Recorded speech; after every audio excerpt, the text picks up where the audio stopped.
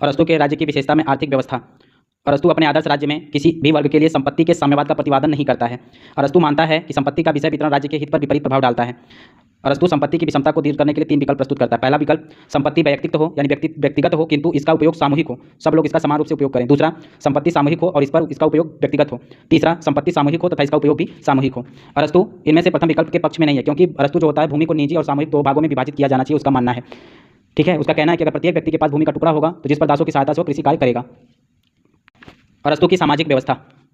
यूनानी जगत में दास प्रथा सामाजिक जीवन का एक आवश्यक अंग कब से मानी जाती है? तो होमर के समय से मानी जाती थी। एंटीफोन और आदि कुछ सोफिस्ट विचारकों का मानना है कि दास प्रथा प्राकृतिक न होकर परंपरागत थी।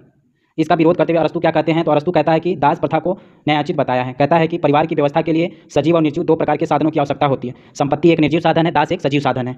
कौन कहता है? अरस्तु कहता है। अरस्तु ने दास प्रथा को आधार देने के लिए निम्नलिखित बात कहा है। जैसे पहला कहता है कि दासता प्राकृतिक वस्तु है। अरस्तु का मानना है सर्वप्रथम मानव मात्र की प्राकृतिक असमानता के आधार पर दासता का समर्थन प्रस्तुत करता है। ठीक है। दूसरा बात कहता है कि स्वामी वर्ग के व्यक्तियों और संपूर्ण समाज के लिए दास प्रथा जो है वो लाभप्रद है। तीसरा बात कहता है कि दासता जो है वो नैतिक है। अरस्तु के अनुसार दास प्रथा न केवल प्राकृतिक है वरन दृष्टि से नैतिक भी है। स्वयं दासों के जीवन के विकास के लिए भी आवश्यक है। दास विवेक शून्य प्राणी होता है।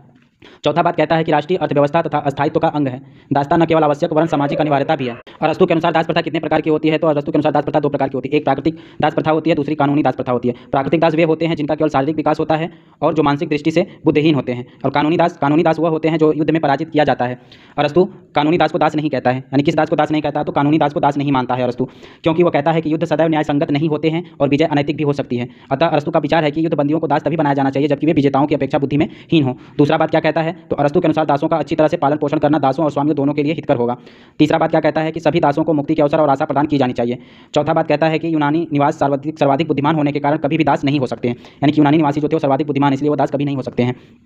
अरस्तु कहता है कि दास का बेटा दास हो यह अनिवार्य नहीं है, यह दास के बेटे के विवेक शक्ति पर डिपेंड। अगर उसका विवेक शक्ति अच्छा है तो वह दास नहीं हो सकता है।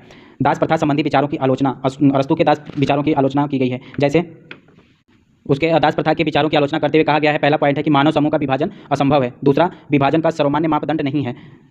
जैसे प्रोफेसर मैगलन की आलोचना में कहा कि अरस्तु ने श्रम को दंडित किया, यानी अरस्तु ने श्रम को दंडित किया बात किसने कही है? प्रोफेसर मैगलन ने कही है।